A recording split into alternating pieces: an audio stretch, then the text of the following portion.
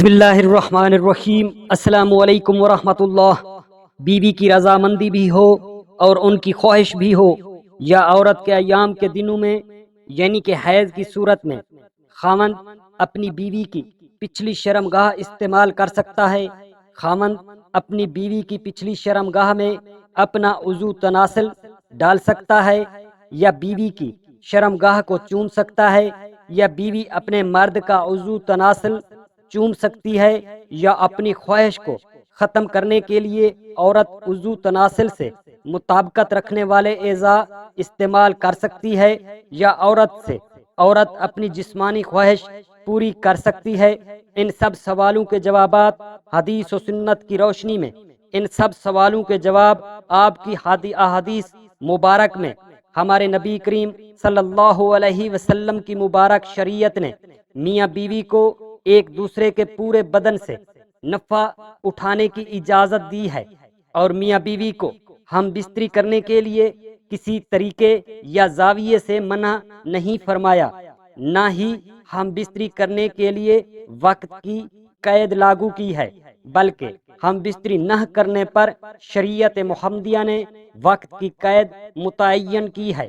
البتہ شریعت محمدیہ نے کچھ اصول واضح اور متعارف بھی کرائے ہیں، جن کے بارے میں میاں بیوی دونوں کو نبھانا بہت ہی ضروری اور مقدم ہے۔ اللہ تعالی جل شانہ نے انسان کے چہرے کو خود تخلیق فرمایا۔ تخلیق کے بعد انسان کو سکون، چین، راحت، نفسیانی خواہش کو پورا کرنے کے لیے انسان کی پسلی سے عورت کو تخلیق فرمایا، تاکہ مرد اور عورت دونوں بھی جنسی خواہش آپس میں ملاپ کر کے نسل کشی کر سکیں۔ اس لیے اللہ رب العزت نے شریعت محمدیہ میں ایسا قانون نافذ العمل فرمایا جس کو پورا کرتے ہوئے تمام مسلمان اپنی جسمانی خواہش پوری کرتے چلے آ رہے ہیں۔ اس مبارک عمل کو نکاح کہتے ہیں۔ اسی وجہ سے مرد اور عورت کی ہم بستری کرنے پر نکاح اللہ تعالی جل شانہ نے ضروری قرار دیا ہے۔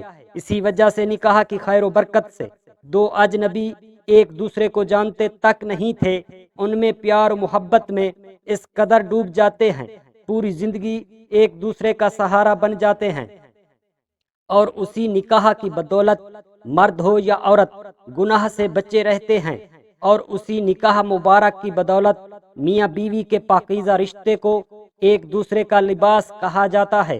اس پاکیزہ تعلق یعنی نکاح کے بعد میاں اور بیوی کے آپس کے سارے پردے ہٹ جاتے ہیں، دونوں ایک جان دو قالب بن جاتے ہیں۔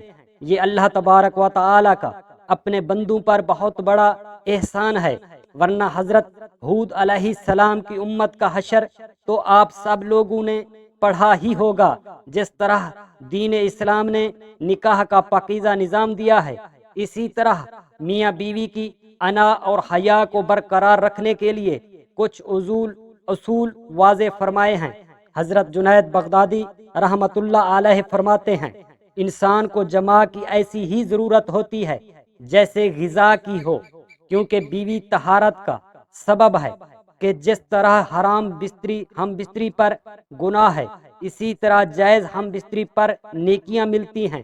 جب شوہر اپنی بیوی سے ہم بستری مباشرت کا ارادہ کرے تو بیوی کو چاہیے بلا عذر اپنے خاوند کی اطاعت کرے اور حکم بجا لائے۔ خاص طور پر شادی کی پہلی رات کو شوہر کو چاہیے شریعت آداب اور طریقہ کار کے مطابق ہم بستری کرے۔ انشاءاللہ شیطان کی مداخلت سے محفوظ رہیں گے اور نیک صالح اولاد پیدا ہوگی، اور ہمیشہ شریعت کے آداب کا پابند ہو۔ شریعت نے بیوی کے پورے بدن سے نفع اٹھانے کی اجازت دی ہے۔ اسی طرح شریعت میں دوران مباشرت بیوی کے پیچھے مقام سے صحبت کرنے پر منع فرمایا ہے۔ ایسا کرنا حرام ہے اور نہ ہی وہ جمع کرنے کا مقام ہے، اسی لیے صحبت کرنا صرف اگلے حصے سے ہی جائز ہے، اور اس کے لیے جو بھی طریقہ اختیار کیا جائے شریعت میں یہ جائز ہے۔ جس مرضی راستے سے جائیں، لیکن جانا اسی مقام پر ہے جس مقام کا حکم دیا گیا ہے۔ میاں بیوی دوران ہم بستری ایک دوسرے میں اس طرح مگن ہو جاتے ہیں وہ ہم بستری میں بہت سی غلطیاں کر جاتے ہیں جن کو ان کو پتہ ہی نہیں ہوتا، لیکن شریعت میں ان کا بہت بڑا گناہ ہے اور شریعت نے ان غلطیوں سے منع فرمایا ہے۔ ان غلطیوں میں سے سب سے بڑی غلطی میاں بیوی کا ایک دوسرے کی شرمگاہ کو چومنا، یہ درست عمل نہیں۔ میاں کا بیوی کے بدن کو اور اس کی شرمگاہ کو دیکھنے اور چھونے میں کوئی حرج نہیں، البتہ چومنے سے منع فرمایا ہے۔ اسی طرح بیوی کا اپنے میاں کے جسم اور شرمگاہ کو دیکھنے اور چھونے میں کوئی حرج نہیں، البتہ چومنے اور منہ میں لینے سے منع فرمایا گیا ہے، کیونکہ ایک تو شریعت نے اس کی اجازت نہیں دی ہے، اور دوسرا اس عمل سے بہت سی بیماریاں لاحق ہونے کا خدشہ ہوتا ہے۔ دوسرا، یہ عمل ہماری تہذیب کے خلاف ہے۔ جس زبان سے ہم پاک نبیوں کا اور اللہ رب العزت جل شانہ کا نام لیتے ہیں، توبہ نعوذ باللہ من ذالک، یہ کیسے ہو سکتا ہے کسی ناپاک چیز کو ہماری زبان چھوئے؟ اللہ اکبر! وہ لوگ جو ایک دوسرے کی شرمگاہ کو چوستے یا منہ میں لیتے ہیں، ایک سائنسی ریسرچ کے مطابق ان کا منہ کا کینسر اور سرطان جیسی خطرناک بیماریاں لاحق ہو سکتی ہیں، اور شریعت نے انسان کو پہلے ہی ان باتوں سے متعارف بھی کرایا ہے اور منع بھی فرمایا ہے۔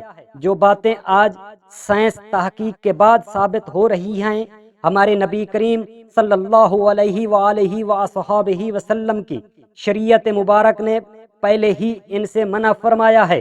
اسلام نے میاں بیوی کے رشتے میں کتنا محبت اور پیار رکھا ہے۔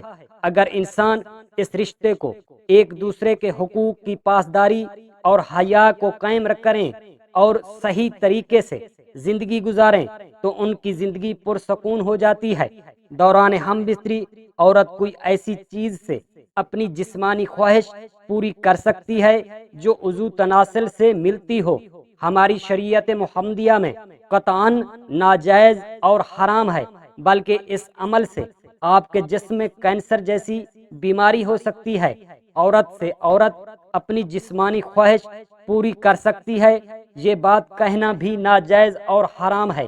ایک حدیث مبارک میں ہے، میرے حضور کریم صلی اللہ علیہ وآلہ وصحبہ وسلم نے فرمایا، عورت کے ساتھ نہ لیٹے، کیونکہ تیسرا شیطان شریک ہو جاتا ہے۔ مرد کے ساتھ نہ لیٹے، یہ کام ہمارے نبی کریم صلی اللہ علیہ وآلہ وسلم کی شریعت سے منافی ہیں۔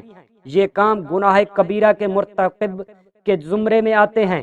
ہمیں اللہ رب العزت سے دعا کرنی چاہیے ہم سب مسلمانوں کو ایسے برے کاموں سے اپنی پناہ میں رکھے اور ایمان مضبوطی سے آپ صلی اللہ علیہ وآلہ وسلم کے بتائے ہوئے راستوں پر چلنے کی توفیق عطا فرمائے، اور ہم تمام مسلمان بہن بھائیوں کا حامی و ناصر ہو۔ آمین الہی آمین۔